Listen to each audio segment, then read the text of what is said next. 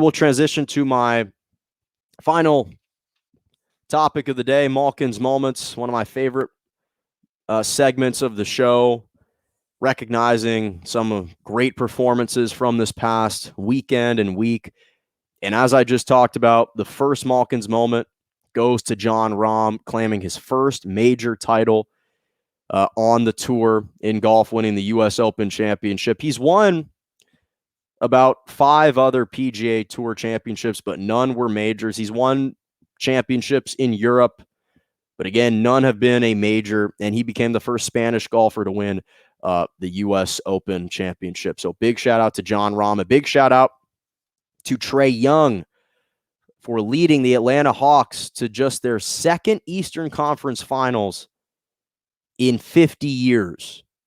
The last time they reached the conference finals came in 2015 when they were swept by the Cleveland Cavaliers and LeBron James. That was when Mike Budenholzer was the coach, with Kyle Korver and Al Horford and Paul Millsap and Jeff Teague, that big four, and Trae Young, and that happened in 2015. Prior to that, the Hawks hadn't reached the Eastern Conference Finals since the 1969-1970 season, in which they ultimately lost to the Lakers in that divisional round, divisional matchup. At the time, there was only one matchup, and the Lakers were still in their division somehow.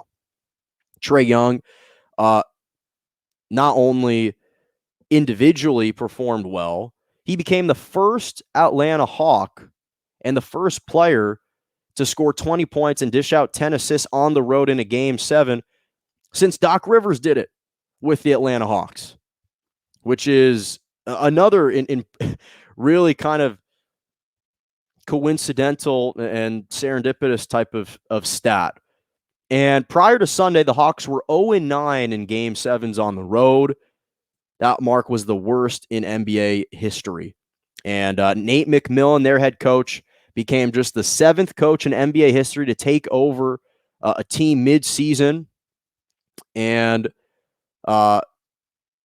actually take them to at least the conference championship. Tyronn Lue did it with the Cavs in 2016. Pat Riley did it with the Lakers in 2006, or in 1982, apologies.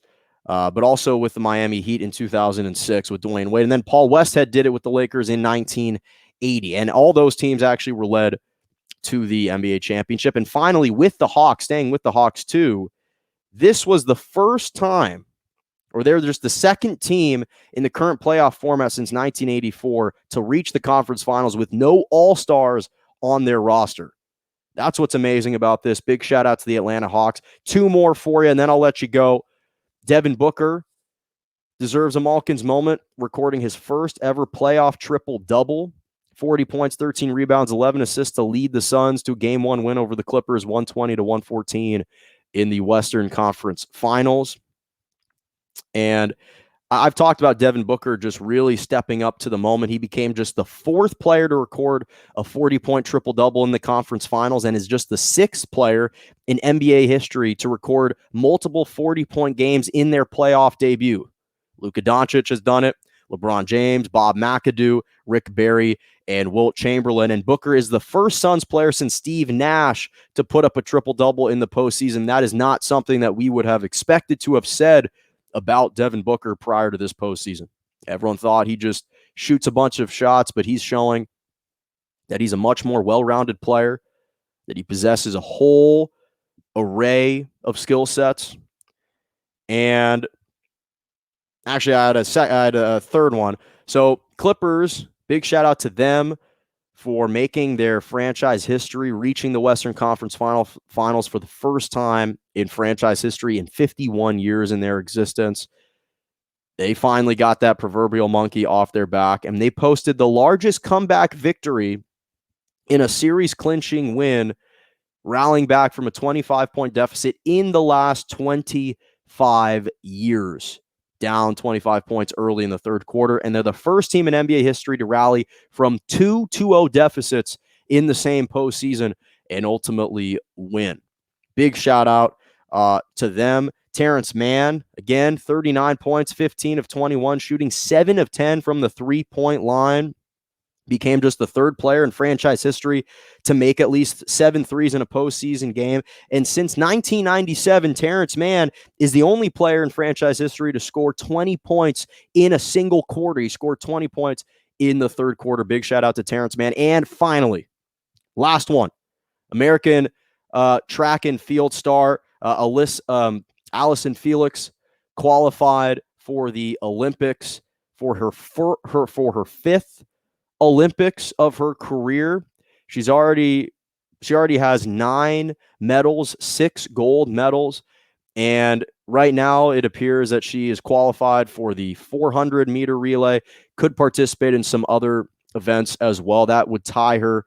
That would perhaps give her the option and the opportunity of tying Carl Lewis's all-time record for the most medals won at the Olympics for a female athlete. So big shout out. She's just a decorated athlete, as Allyson Felix. Congrats to her, and congrats to everyone else on a tremendous season. Wow. What a jam-packed sports weekend this was. What a jam-packed sports weekend. Wednesday, make sure to tune in Wednesday. I have a special guest that's going to be talking about soccer, the culture in the U.S., and much more. It's a tremendous interview that's coming up on Wednesday with a former pro soccer player. I cannot wait to bring him on. I'm going to post some promotions on social media. Make sure to check that out. Make sure to subscribe and like my YouTube page, Morning Joe with Jonah Malkin. Follow me on Twitter, on Instagram, all that jazz. And as always, have a lovely rest of your morning.